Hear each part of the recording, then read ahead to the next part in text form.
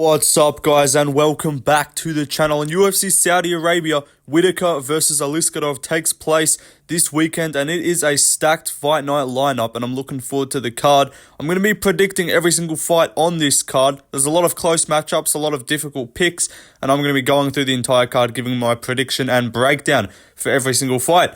So yeah, let me know your picks in the comments, but we'll get into the video, starting with the prelim opener. First up, Xiao versus Chang Ho Lee. This is the road to UFC final. The bantamweights here. These two they're solid fighters, but look, let's be honest, road to UFC, pretty low level in terms of like a way into the UFC. It's sort of how we're seeing a lot of these tough guys kind of look shit. The road to UFC guys ain't all that, a lot of them either. But I'm going to be going with Chang Ho Lee. He's South Korean. Xiao or Xiao Long. The Chinese names, you never know if they're backwards or forwards. It's weird. But he is Chinese. So yeah, we got some Asian on Asian violence, as the road to UFC does bring. There's a long-winded explanation about who these two are. But I'm picking Chang Ho Lee because I just think he's a little bit better of a fighter. Now, it's a bit of a risky pick. I think he's actually the underdog too. Xiao Long is actually slight favourite. And I don't know, I watched both of their fights, and even though Chang Ho Lee did kind of get beaten up a little bit and came back to win, which was not a great look. His opponent was good. That was the first loss. I think his name was like Xiao Paso or something like that. Xiao Paso, that was his surname, something like that. And that was the guy that Chang Ho Lee beat. But Xiao Paso, that was his first loss that he suffered in his career, and he looked really good, but he kind of gassed out. Xiao Long, he's actually the younger guy, but he's got way more experience. I think he's 26, but he's got like 30 fucking fights or some bullshit like that. Or maybe not that many, but like he's got a lot of fights compared to Chang Ho Lee, who's like pretty low experience, pretty smaller experience. He's only like 13-1, I think, or like something like that, 9-1, I don't know, something like that. But he's lost once to, I forget who he lost to be honest, but I don't know. I think he's a little bit better. His grappling is okay. He's got good ground and pound when he gets on top. This guy, Lao Zhong, he fought Zhong Lao Zhao. I'm saying the names wrong. I don't even care at this point. Chinese dude, Jingling. No, but he fought this Japanese guy, Kotiyakama or some bullshit like that. That's definitely not the guy's name. But he looked shit. Like, the opponent looked awful, and he took him down and got his back and had like a body triangle on the ground for like a good portion of round one. Then he went back up. But like watching this guy strike, he just looks pretty shit, to be honest. I don't know. I feel like neither of them are that good. It's a pretty toss-up fight. I'll go with Chang Ho Lee. Even though he's actually not the younger guy. He's like the younger guy in his career. He's had less losses. He's probably questioned himself less in his career as well. So I'll take him to win by TKO on the ground, because he does throw some good ground and pound when he ends up on top. But really not a confident pick. Let's move on though, up the card. Next up, we've got Ribeiro versus Magomed Gadzhiyasulov. I think I said that pretty well, to be honest. I'm going to be taking Magomed Gadzhiyasulov. I'm going to call him Megamind from now on, because he looks like Megamind. Look at the guy's head. It looks like Megamind. But yeah, Ribeiro, he's got power. He's a dangerous dude. He looks very athletic, but he's kind of got no chin. He gets KO'd a lot, and he ain't all that, in my opinion. Look, Magomed Gadzhiyasulov, I'm nailing that name. He's from the Kingdom of Bahrain, where the great Shamil the Blob Gaziev is from. So we know, obviously, he's definitely a high-level fighter. But in all jokes aside, that does kind of worry me that he might be completely shit. And he fought Jose Medina, who's an obese Bolivian, on the Contender Series, and took him to a decision. Not a good look. But I don't know, these Russian guys, Bahrain guys, whatever. I assume he's Dagestani, but lives in Bahrain or some shit like that. They're not all that. Some of them aren't all that. Some of them, they're just trying to like can feed them, and I feel like that's what was happening. But fucking what's his name? Ribeiro got KO'd by a Chinese dude, Zhang Yang. He just doesn't look like all that good, really at all, to be honest. In most of his fights, he's got range on everyone, but can't fucking use it, apparently. So yeah, even though he's a big favourite, so I'm acting like I'm doing some risky picking. No, I'm picking the big favourite, but yeah, I don't know. There's a good look. I'm not going to pick him. I think it's a bit too risky, but there is a solid chance that he does get chinned and exposed, because Ribeiro ain't all that, but Magomed Gadzhiyasulov, He's fought a whole bunch of cans as well, so he might just be shit. Let's move on, though, up the card. Next up, we got Gafurov versus Kang. The Tajik versus the South Korean. Gafurov, the mole. He looks like a mole. Looks like a bit of a rat. He's got that weird like patch of fur on his back. It really pisses me off whenever I see that. Like, just shave it off, bro. What are you doing? But I'm actually going to pick him to beat Kang, and even though he is actually, like, a decent favourite, and he has been growing, and this fight was, like, minus 110 each. It was, like, pick'ems. But more people have been putting money on Gafurov, apparently. I thought more people would be picking Kang, because he's the more proven guy. He's the guy with UFC wins. He's the more experienced dude. He's got decent strike. I'm not going to say good. Both of these two lost to, what's his name, John Castaneda. Gafurov lost 29-28, or 29-27, because he got a point taken. But then Kang lost 30-27. So I guess you could say Gafurov had the slightly less shit performance against Castaneda. But Gafurov also then got subbed by Said Nurmagomedov. But Said's very good. And he kind of ran in like a bit of a tard. Kang, he's got power a bit. Like, he did drop. But he did get rocked by Christian Quinones, and then he dropped him back because Quinones overextended on a finish. But he's got some submissions. He's all right. But he's 36. I don't know. It just doesn't seem like he's going to be, like, I don't think he'll be improving. And Gafurov, I don't know. I just don't think this guy goes 0-3. Like, I feel like you got to get a win. Like, I don't know. I feel like he'll be more motivated than ever. You know, he's in Saudi. Last time he was in Saudi, he lost, but that was because it was to another one of the Sands people. So, I feel like he'll do better here. Kang, again, 36. He's got the reach advantage, but he just never in his fights really shows how to use it. Like, that he knows how to use it, to be honest. Dude lost to Haniyaya. I'm not loving that as a fight. Gafurov, I think, can wrestle. I think he also can just do more on the feet and kind of get in the range, and it could look a very similar fight to like Jake Matthews versus Phil Rowe, where the longer, more rangy guy, Phil Rowe, aka Kang, just can't really use the range that well, and then Gafurov's just going to win by doing more on the scorecards, is my opinion. So I don't think he gets a finish. I don't think he's that good. But Kang, I don't rate many of his wins either. Like, he does have UFC quality wins, but Gafurov, he's proven to be not all that. Like, his limit is Castaneda, but Kang also hasn't really beat anyone above Castaneda's level 2 and lost to Castaneda. So, I don't know. I think Gafurov will do a bit more on the feet. We might see a little bit of a home-cooked robbery here with the Saudi judges. That oil money might get sent to some of the Saudi Amato, might cook someone up cage side. But yeah, I don't know. It's a close fight. I know a couple of people are picking Gafurov. A couple of people are picking Kang. Lucas Tracy didn't even pick the fight, probably because he's too nervous, doesn't want to get a fight wrong. You know, he doesn't know who to pick, so he's just going to leave that one on the sidelines. But MMA Guru's picking Kang. I think a lot more people are actually picking Kang, even though Gafurov is the favourite. So yeah, I'm going to go with Gafurov, and I'm going to assume that he doesn't just lose the first 3 fights in his career in the UFC and get cut. So I think he'll get the win here. Yeah. Let's move on, though, to the next fight. Next up on the card, Nicholas Dalby versus Rinat Fakhretdinov. I'm going to be taking Rinat, but I had a good, long, and hard think about picking Dalby as an underdog, because he's a massive underdog, and I don't think he should be that wide of an underdog. I don't think Rinat has done enough or beaten enough good competition to be like, yeah, you should be a fucking massive favourite against Dalby, who's a guy that doesn't gas out and isn't going to go away in fights. And my thought process was like, I hated how Rinat looked on the feet against Dos Santos. He looked awful. He threw punches looking absolutely horrendous. They were ugly as shit to watch. It's actually crazy. I know I'm not going to fucking beat Rinat in a fight, but like, it's crazy how like I can just go to my local gym and like where I train Muay Thai, and then everyone that's been training for more than 6 months has better punching technique. But then you see Rinat Fakhretdinov, who's just throwing fucking looping overhands into spinning back fists, looking like a tard. Look, very good wrestling though. That's his game. His game is wrestling, and I think he'll do that against Dalby, who did get taken down against Bonfim. The thing is with Bonfim is like, he looked good in that fight, and we know Bonfim is a very good fighter, but you see it with a lot of these prospects. They expect to finish. They put everything into it. They dominate someone on the ground. They go, oh, I'm winning easily. I should finish this guy. And then they don't, because Dalby just kind of stayed safe and didn't do anything dumb. And I feel Bonfim got a bit of an adrenaline dump. He was fighting at home in Sao Paulo. in his home country, and I feel like he just gassed out. Like, he mentally got tired and was like, why have I not finished this? And then obviously, in turn, physically gassed out. His body language looked awful after the first round. And yeah, Dalby just put a pace on him. But Dalby's not a guy that's knocking people out. I think he's chinning Rinat.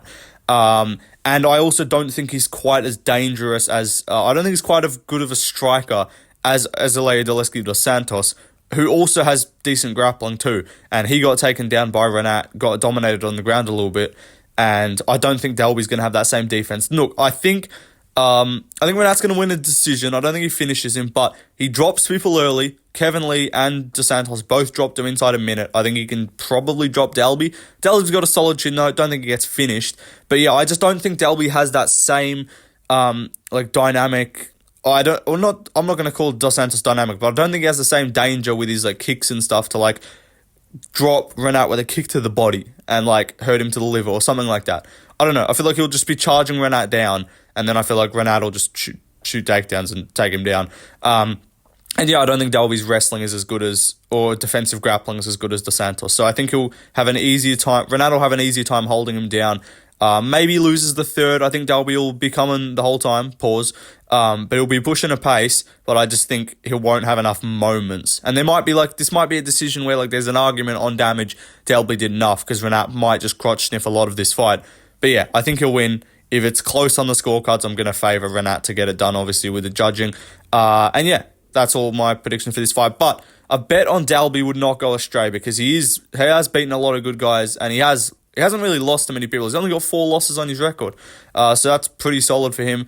But yeah, I do think Renat's going to win. I think he'll look better. I think every fighter sort of has that performance where they look a bit mid, and then everyone's just like, are they really that good? And then they kind of look way better their next fight. So I think that'll be what it is here with Rinat. I think it'll look good. Should win by decision. Let's move on, though, to the next fight. Next up, Jared Gordon versus Nasrat Haqparast. I'm picking Nasrat Haqparast to win. I think he's a better striker. I think he's better everywhere. Probably better grappling than Gordon, too. Stronger, bigger, more power. Gordon just doesn't do it for me at all, really. That sounded weird, but he just never really... I never watched Gordon fight and be like, damn, bro, he's going to be a problem for a lot of guys. He was doing all right against Bobby Green before he got headbutt KO'd. Fair enough. He was looking not great against Mark Madsen, but then KO'd him with punches in the clinch because Madsen's got no chin. But Gordon, he just doesn't ever look good. I know he beat Paddy in pretty much everyone's eyes and got robbed, but again, I don't even think that's that good. If that was against Oralby or some shit, if he goes out there and fraud checks Oralby but then gets robbed, then I'll be like, oh fuck, okay, he's real good then. But I still don't think Paddy's all that.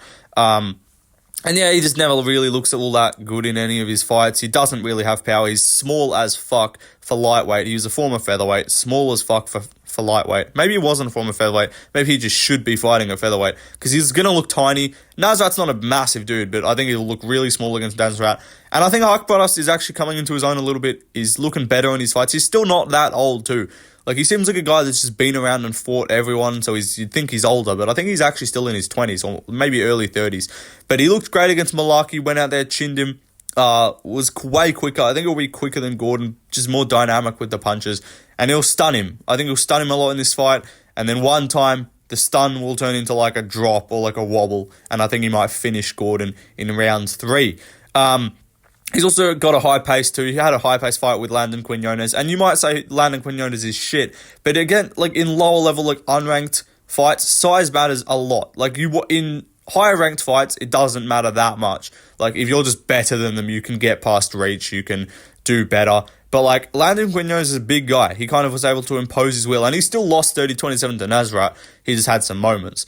But yeah, I think Nasrat should win this fight. Pretty confident pick. I probably wouldn't bet on him just because I'm not fully trusting in him. And Gordon just does weird shit and wins fights sometimes. But yeah, I'm going to go with Nasrat Haqparast to win by TKO. 30-27 decision wouldn't surprise me either. Let's move on though, up the card. Next up, Shara Magomedov versus Joilton Lutterbach. I'm going to be picking Shara Magomedov. I think it's a pretty obvious pick. Lutterbach is looks Indian. Apparently he's Brazilian. But he's got a lot of combat sports experience. He's got 40 fights almost in MMA, got a bunch of fights in karate, kickboxing, mixed rules, all this shit. But that also just tells me he's not that dedicated to solely MMA and is this guy in the gym every day working wrestling, which I'm going to need you to be doing if you're going to beat Shara. Bruno Silva took him down a little bit. But, like, I'm going to need a strong, good, heavy wrestler to be able to beat Shara. Because I don't think you're beating this guy on the feet. I know you fucking fought some karate, but Shara absolutely schooled Bruno Silva on the feet and gave him nothing. And, like, Alex Pereira went distance with Bruno Silva. I know so did Shara, but, like, Shara looked real good on the feet.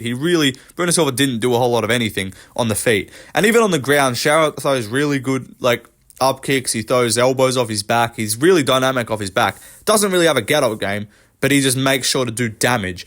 Takedown defense non-existent, but Lutterbach, he's not going to shoot takedowns. He's a striker. This guy's taking kickboxing and karate fights. If he was taking jiu-jitsu matches, I might be like, all right, hang on, maybe I'll take him for an upset here. But no, he's just going to be the worst striker. He'll be slower. He won't be as dynamic. He won't have as many weapons. Won't be as powerful. Shara should dominate him. Lutterbach doesn't get KO'd that much, though. He's only, I think, 2 TKO losses on his record, and none of them have been recent. So I reckon it could go decision. I think we'll just see another Shara. I'd like to see a finish. Probably could get a finish, but I'm going to go with Shara to just beat him up for 3 rounds, 30-27 decision. Should be a pretty easy win. I don't think he gets, like, quote, fraud checked. And even if he lost, yeah, it'd be a fraud check, but, like, if he gets grappled, we're not going to be like, oh my god. It's not going to be like Rebellis against Walter. Like, we've seen the hole there. We know that he's got a hole in the grappling, and I'm just waiting until someone who knows how to wrestle fights him, and then I'll pick them to win. But for now, that's not who it is. He was booked to fight Ihor as well. Another Kang would have beat him up too. So yeah, he should smoke Lutterbach pretty easily. I'd like to see a finish from him. Hopefully he can get a highlight reel. But if not, dominant decision. Let's maybe a couple 10-8 rounds in there. Let's move on, though, to the next fight. Oezdemir versus Johnny Walker. Now, I really wanted to pick Johnny Walker, and I was going to, and I've kind of got a vibe that he's going to win. But even though I'm going to contradict this later, I'm not going to go with the vibe for this particular fight. I'm going to pick Oezdemir by KO because I just can't trust Johnny Walker. And as much as he does have dynamic finishing ability, it's against bums. Like, he's not finishing anyone that good, let's be honest. Like, who's he finishing? Because he went distance with Anthony Smith. Like, that's a fact. On paper, he did go distance with that. He dropped him, but he went distance with Smith. Didn't look all that good. At time, like, he looked good, but Smith's allergic to leg kicks and doesn't know how to fight anyone athletic. But, I mean, to be fair, he beat Vitor and Ryan Spann, but, like, he doesn't know how to fight people athletic who can somewhat use it. But Johnny Walker does not fight behind the fucking jab at all. He's got a longer reach than everyone in the division, but he refuses to fight behind his range. Volkans are going to be at a massive reach disadvantage here, but again, I said this, at top level MMA, it's a lot harder to just use size to win. You can do it, but you see, like, unranked MMA, you can kind of just get away with being bigger than everyone. But no, once you get to the top level, it doesn't work as easily. So, I think Volkan's going to have an easier time getting on the inside, landing his shots. He's got way cleaner boxing than Johnny Walker. I just watched him fight, and I'm like, Johnny is dynamic, he's explosive, he's powerful, but his technique's pretty shit, to be honest. Like, he just looks decent in fights. Like, against Magomed, he was having some moments, but that's, again, because, like, you're feeling out, and he looks good when you're in the range game, you're feeling each other out, but then as soon as anything real happens, and the other guy fully connects to shots, or fully commits to shots, I should say, they're able to just get inside and land on him. Like, Ankalaev KO'd him, Jamal Hill KO'd him, who else fucking KO'd him? A lot of people have KO'd him. Corey Anderson KO'd him. There's way more. Who else fucking KO'd him? I don't know why I can't think of other people that have KO'd him. But, like, his wins and his finishes aren't against anyone good. Like, you finished Kutalaba, congrats. You finished Ryan Spann, who just put his fucking head in a position to be elbowed and left it there. Basically did, like, the Curtis Blades, Gelson Almeida. You finished Khalil. That win has aged well, to be fair. You finished Misha Serkinov or whatever. He finished him. He finished Ledette or some shit. Like, he ain't finishing anyone that good. And then loses to he loses to just good fighters. Like, he loses to Ankalaev, loses to Jamal Hill, loses to, you know, these guys, you know. And yeah, even though Oezdemir did lose to Smith, but that was a while ago. Recently, though, I think Oezdemir is actually not too bad at fighting these awkward guys. I know Yuri KO'd him, but he looked real good against Bogdan. And also, he's taken time between fights. Volkan, you know, he's beaten, like, Craig. He lost to Krylov, but Krylov's pretty fucking good, to be fair. Did Krylov beat Walker, or am I tripping? I think he did. maybe, I don't know. I think the Krylov beat Walker, yeah. But I like that Oezdemir's actually taking time between fights too. Makes me think he's actually working on shit in the gym. He is 34, but a light heavyweight, that's not too worrying. And yeah, Johnny Walker. I was going to say Volker. Volta Walker. No, Johnny Walker coming off a KO loss to Ankalaev, obviously. That's the period where he looks more like tentative coming back. When he gets those KO losses, he doesn't look that great coming back. He might get a win, but he doesn't look that great. But against Volkan, actually a top level guy. Like, Volkan is not Kutalaba or Ryan Spann or Bums that he just KOs easily. He ain't that. So on the feet, I think he's way better. He looked good against Bogdan too. He looked crisp, rocked Bogdan, and Bogdan took some fucking heavy shots off Ryan Spann. So yeah, I think Volkan's just the more technical fighter. He can probably wrestle. If Johnny Walker just is really physical, he probably could actually take down Volkan Oezdemir as well. But overall, I've just got to go with the person who's fought the better competition, beaten the better competition, and isn't just getting chinned by fucking every shot that he gets hit with. Volkan's not like a one-punch power guy most of the time, but, you know, he rocked Bogdan. He's got clean striking, and I feel like he's got the style that can catch people out of position. And Johnny Walker leaves himself out of position a lot. So yeah, Volkan, I reckon he's going to be pressuring him. Maybe Johnny wins the first round by just like keeping him on the outside. But like, as soon as you actually really do something against this guy, try and get in the inside, try and do something, he just leaves himself out. He leaves himself out of position. He overextends on a shot.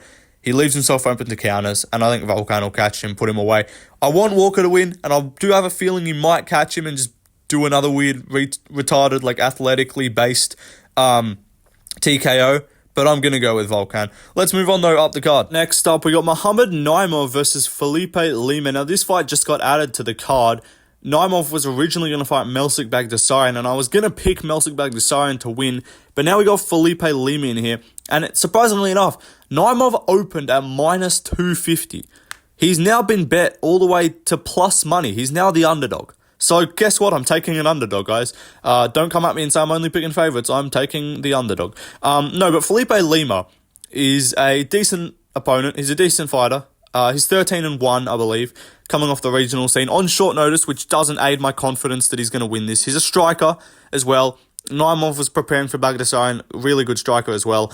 Lima's dangerous. He's got good finishing ability. He got a flying knee KO to the body, where his opponent actually tapped out. But let me look at his record. I'm going to search up Felipe Lima just because I want to refresh my memory. He hasn't beaten really anyone good. Naimov, though, has. Jamie Malak is okay. He beat Nathaniel Wood, which is a good win. Cheated his ass off in that fight, but he's going to do it again. And again, they're in Saudi. He ain't going to get penalised for it. But Felipe Lima, 12-1, sorry, my bad. One loss by submission way back. So he's been on a streak, but his last win, July 2023, so almost a year ago, Jonas Magard, 15-6 opponent, not terrible. Before that, I'm not even going to try and pronounce this guy's name, 18-8. This just seems very regional European scene fraudy. Before that, his third most recent opponent was a 40-year-old who was 12-11. I don't know, I just don't love, and he took that guy to a decision. He's fought, let me look at this other guy, he fought in November 2021 and then didn't fight again until July 2023, so I don't know what happened there, but he fought some other guy here, 12-3, so not too bad. I'm not saying this guy's completely can-fed, but I just don't think he's going to be ready for the UFC. Also, bantamweight, Naimov is a pretty fucking big guy as well. He fought Jamie Malaki at lightweight and didn't look that outsized. And look, his technical striking is not all that, so Felipe is probably they're going to be the better technical striker, probably going to be quicker, but, coming in on short notice, I don't think the weight cut will be a problem because he's fighting up, but he's going to be way smaller than Naimov. Naimov's going to grapple him too. I haven't seen this guy fight much, I'll be honest, but I'm just going to back the guy that I've seen beat people that I know is UFC caliber. And sometimes you'll see those guys where they've got a random win over a UFC guy, but on their regional record. He's got none of that. He ain't beat anyone that good. And he's not just finishing everyone. He had 4 out of his last 5 fights have been decision wins. The KO, the flying knee, that was against this fucking 18-8 dude. So fair play, not an awful win, but I don't know, I just don't think he's all that. Naimov's done okay. He's kind of overperformed, to be honest, because he really didn't look that good against Malarkey, but did KO him. He's got the power here too. I think it would just be more physically imposing. He can back him up. I reckon he'll back Lima up, pressure him, maybe catch him a couple of times. Lima will probably be stinging him on the outside, but then Naimov will just shoot in, get a takedown, be way too physical, hold him down, whole lot of crotch sniffing, probably cheat his ass off as well and get away with it because they're not going to penalise him in Saudi. Should win a decision. Let's move on though, up the card. Elvin Gastelum, Big Tubby versus Daniel Rodriguez, looking straight out of prison, with the tattoos, of course. I don't think D-Rod's that good. Look, Gastelum, we clown him a bit. He has looked shit in fights, but think about the level of opposition. And now, look, this might turn into a case where I come on here and after D-Rod wins by decision and I resume hope and I be like, how was I meant to know D-Rod was going to win? He hasn't beat anyone good, which is true. Because his wins are a robbery over Li Jingliang, Kevin Lee up at welterweight. Kevin Lee's awful. At this stage, I just don't rate. A pre-2020 Kevin Lee, I don't rate a win over. Preston Parsons is dog shit. Mike Perry in MMA is not impressive. I'm sorry. Tim Means, Gabe Green, Dwight Grant, no one good. No one good for D-Rod. He lost to Nicholas Dalby. Not a bad loss, but lost to Neil Magny by finish, got subbed, bad look, and then got finished by Ian Gary with a head kick. So arguably, if the Li Jingliang fight had gone to the right winner, then he's lost his last 3 fights and is arguably deserving to be cut from the promotion. He's also 37. I think I said that before. Don't like that. Taking time off, it's going to be over a year, and it wasn't voluntarily. He popped for Ostarine. I think it was a tainted supplement. But Gastelum, we clown him. He's got 9 losses. Not a good look. But never been finished by strikes, so I should emphasize that. Never been finished by strikes, so I do think that he's got I don't think D-Rod's finishing him, of course. 3 submission losses, most of his losses by decision, though, and I like that. I like that he's going to decision, but just think about the level of opposition. He lost to Sean Brady. I know Sean Brady, we clowned him because he looked shit on the feet, but he did it's not like he got outstruck by Brady. He just got taken down. Beat Chris Curtis in a striking affair. Solid win. I think Chris Curtis and D-Rod, I think Chris Curtis is a bit better than D-Rod, to be honest. Cannonier, if you look at his record, it's ugly. In terms of just what you see. You see 6 out of 8 losses. Sean Brady loss. Cannonier decision loss over 5 rounds. I don't mind that. That's not bad. Whittaker decision loss. Not bad.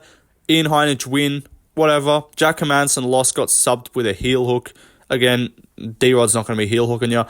Split decision against Till, decision against Adesanya. Got subbed by Weidman back in the day. We're reaching here. But recently, he looked good against Curtis. That's all I'm going to say. I think on the feet, this guy's looking good.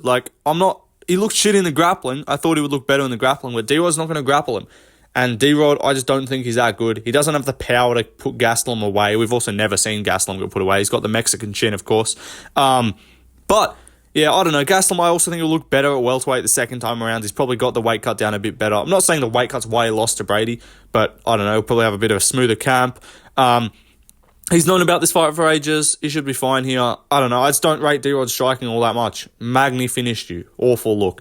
Magny finished you compared to Gastelum, who is getting finished by supremely better fighters. Magny. It is Magny. And even on the feet, it's not like he was dominating Magny on the feet and then got caught in a sub. Magny was just winning that fight, I'm pretty sure, and then just subbed him.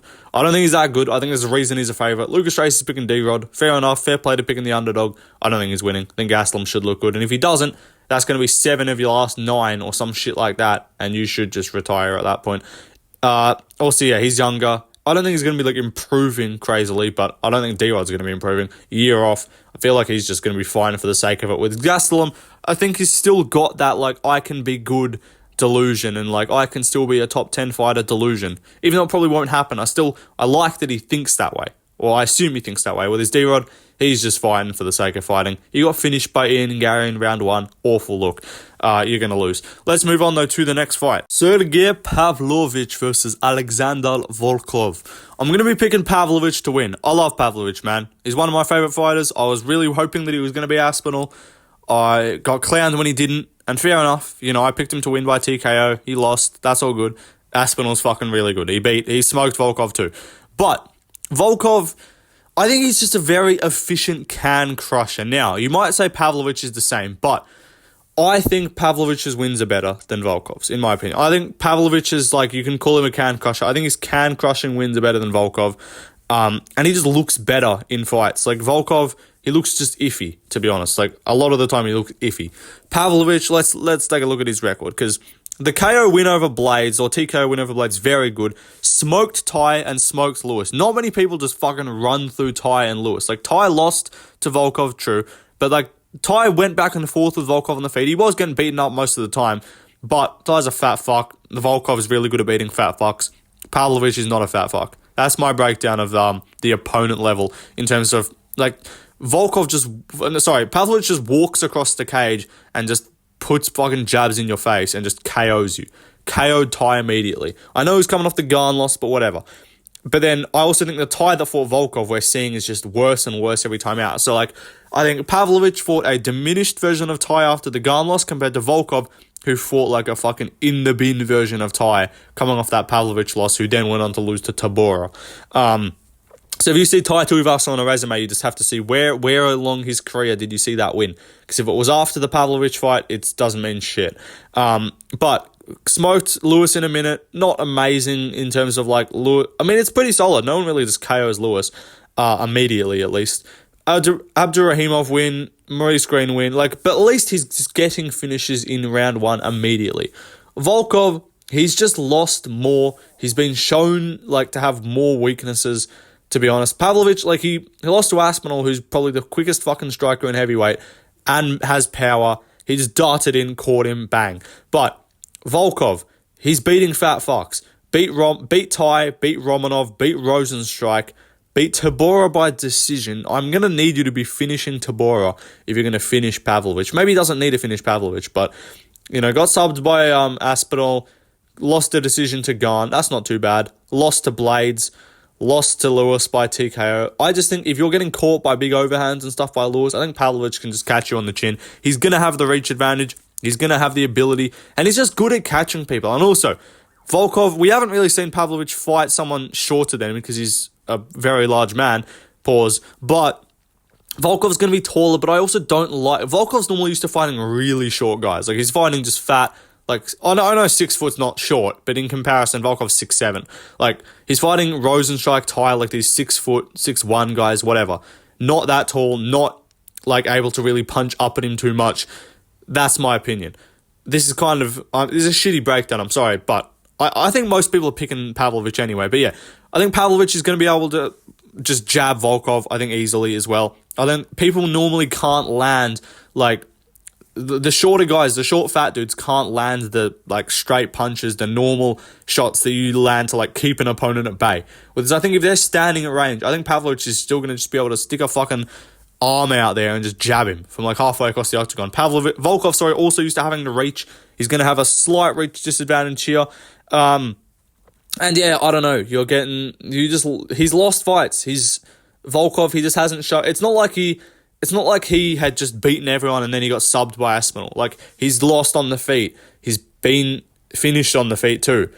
Yeah, I don't know. I'm just not that impressed by any of his wins. Who has Pavlovich... So who's Volkov beat that you can look at and is like really good? Okay, if he finished Overeem, but Overeem's a bit chinny. But like Walt Harris ain't all that. Tabora, decision. Rosenstrike, TKO.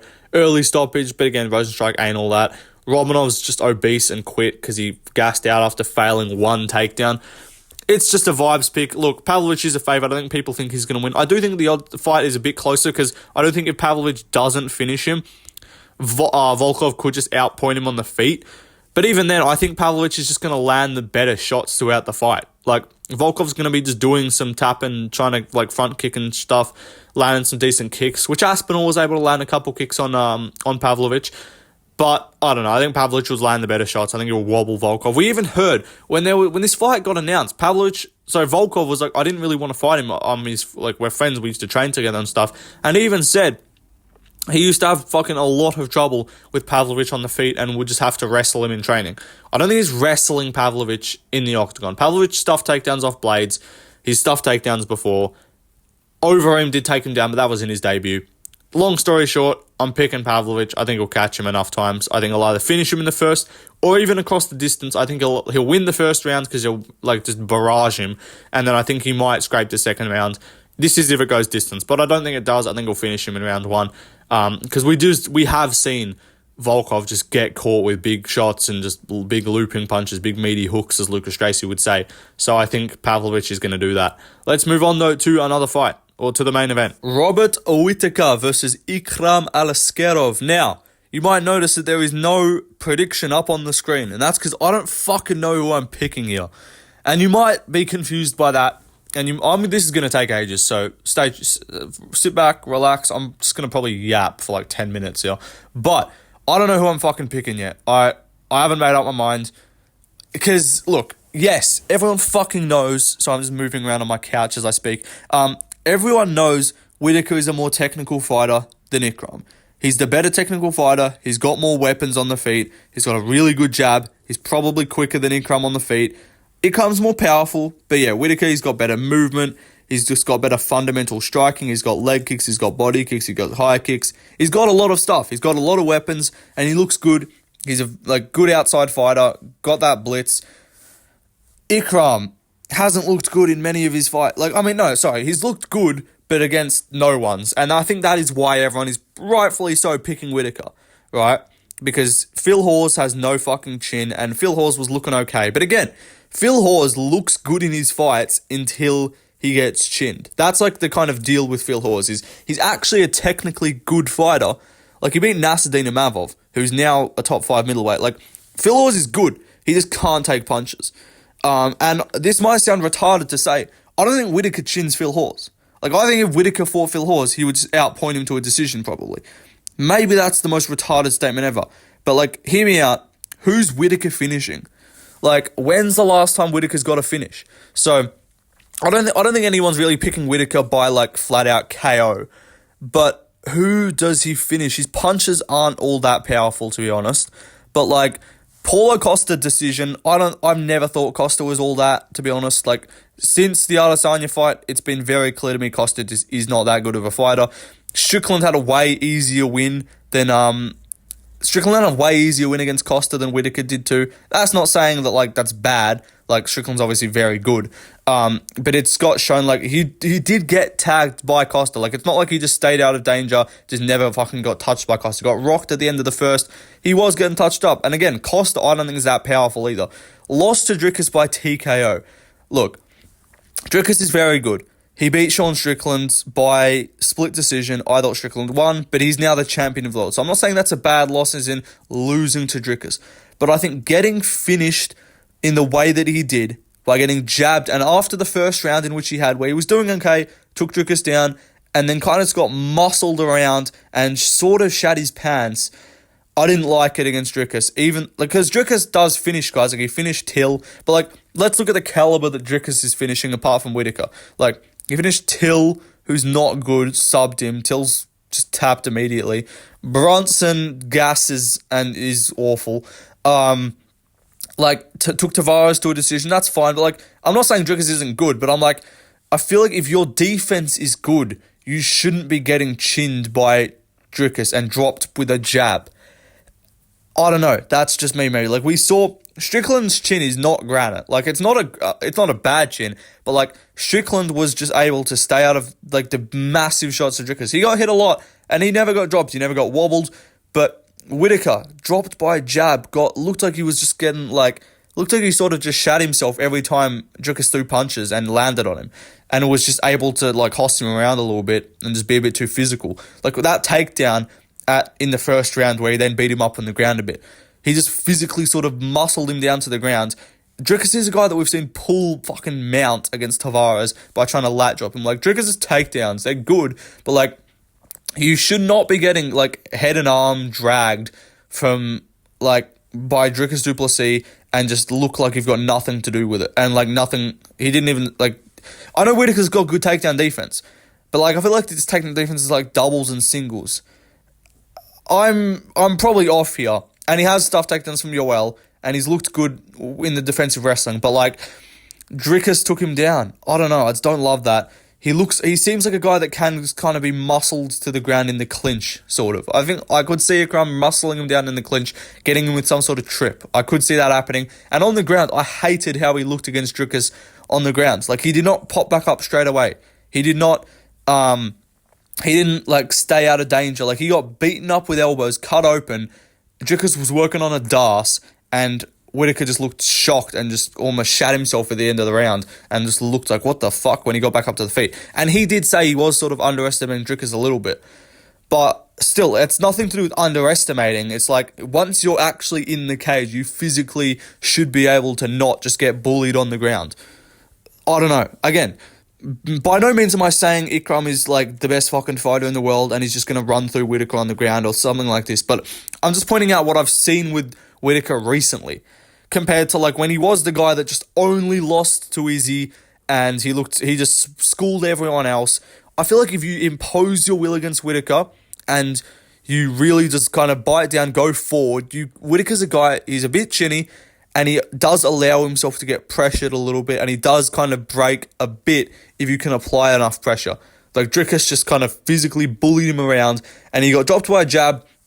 And he did not intelligently defend himself. He ran away, stood there, and got finished against the cage.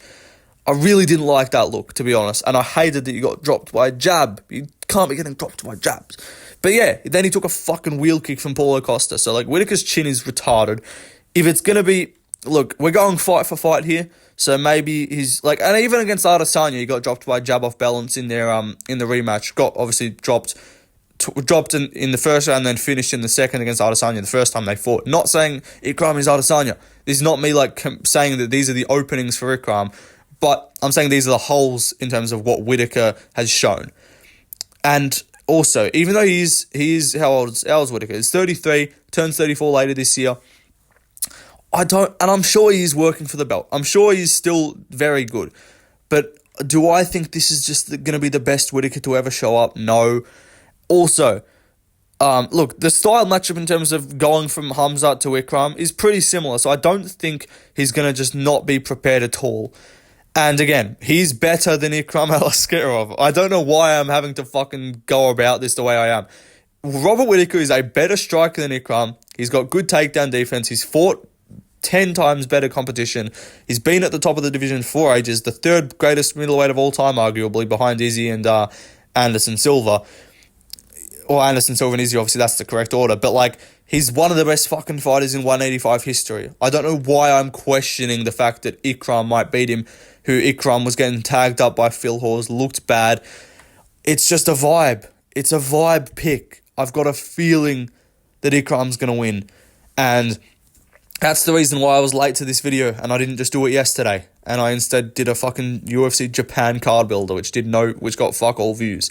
I just did that because I wanted to make a video, but I'm like, I'm not quite ready to do my picks yet. I really don't know what I'm going with. I was telling myself, just fucking pick Whittaker, you retard. You're going to look stupid when he fucking wins and Ikram looks just mid and it ends up looking like Abbas and Strickland. You're going to look dumb. Pick Whittaker, you fucking tard. And I was like, okay, I'll pick Whittaker. Everyone's fucking picking Whittaker. Lucas picking him. Guru's picking him. Everyone's fucking picking him. All the fans are being like, Aliskerov's going to get fraud checked. He sucks. He's overrated. And I literally said after the fucking Phil Hawes fight, I'm like, he ain't all that. Like, I just don't think he's that good. He didn't look good. But I think we see this occasionally. We see these sort of fights or these performances where we see a guy not look all that against lower level opposition, take guys on the regional scene to the third round or to a decision and this, and you'll be like, this guy ain't all that. And then they just look amazing and just the stars fucking align for them and they look better than ever. And they land their shots and they don't look bad on the feet. And he lands his takedowns and he gets submission threats and he lands ground and pound. And then you're like, what the fuck? How's this guy gone from looking mid against Phil Hawes and just KOing him because he's chinny to beating Whittaker? Like, that's what we're faced with here.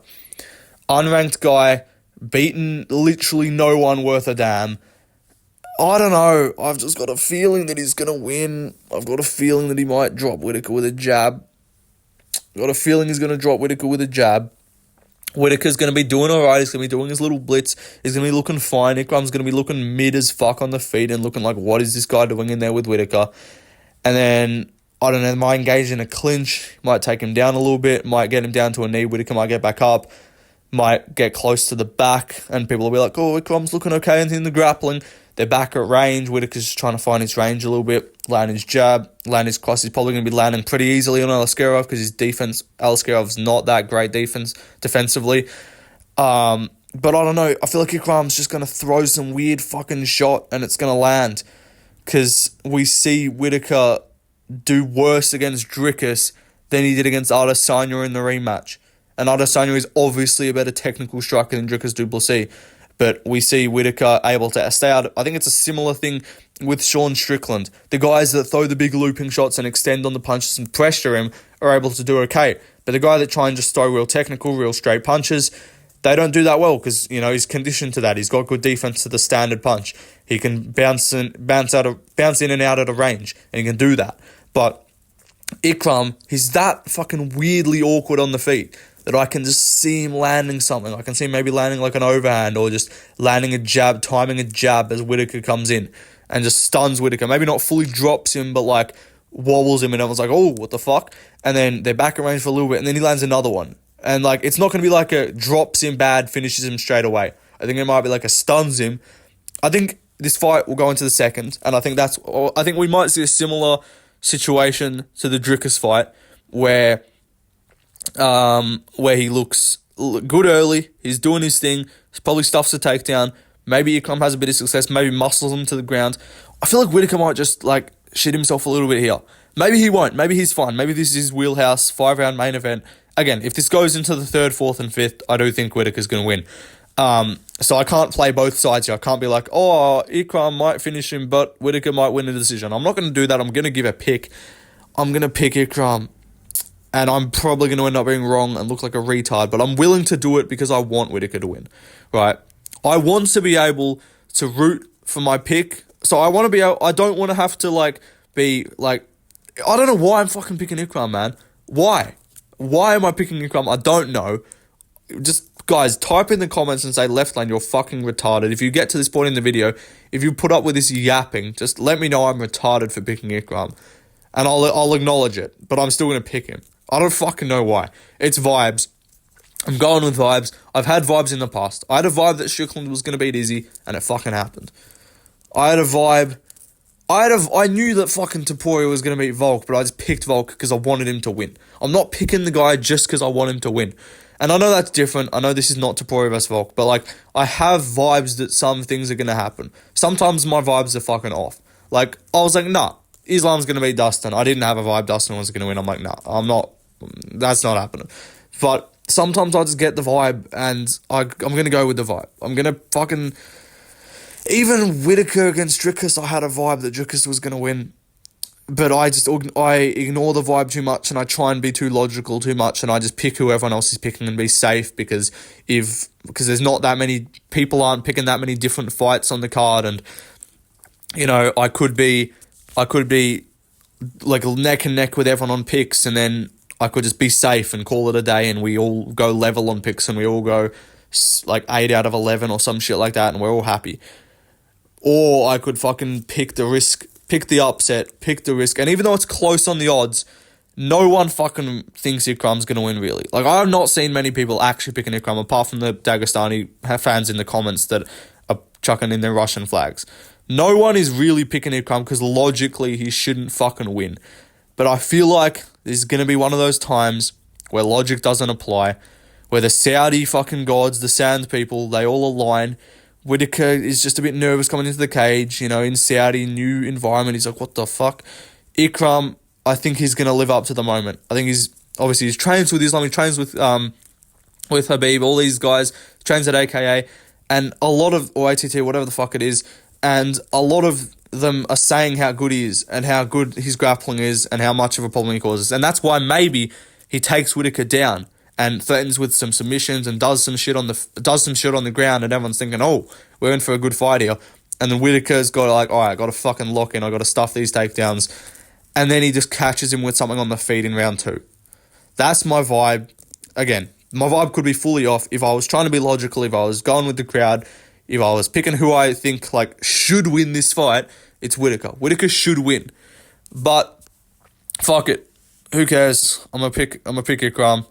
I'll probably be wrong. I'll look dumb. I'll be more than willing to take the comments of saying, what the fuck are you doing? But this is not me saying, like, Whittaker's better than Ikram's better than Whittaker. I expect him to dominate him and school him. Like, this is me purely saying, I think Whittaker's way fucking better. He's beating the better guys.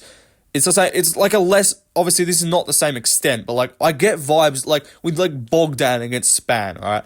I'm like, I literally said in my video, Bogdan's beat fucking no one worth a damn. Span's probably gonna fucking chin him, but fuck it, I got the vibe that Bogdan's gonna win. I'm going Bogdan. I got the same thing here. I got the vibe that even though Ikram has not fought anyone, and Whittaker's fought every fucking good middleweight that's ever lived, apart from like Anderson Silva, like he's just fought everyone. I just got the feeling that Ikram's gonna catch him with something goofy, maybe an overhand, maybe some goofy shot. Maybe he just subs him. Maybe he takes him down and does well on the ground. Because I was going to pick Hamzat to beat Whittaker, right? So maybe Ikram does the same thing that I expected Hamzat to do. That could be something. I don't know. It's a vibe. Call it a vibe. Call it a just guess. It's a fuck. Whittaker arguably should be a way bigger favourite. But I'm also inclined to just sometimes be like, I think the odds are that way for a reason. Sometimes they get the odds flat out wrong. Like, they had Bryce Mitchell as a minus 200 against Josh Emmett. Sometimes they just get the odds flat out wrong.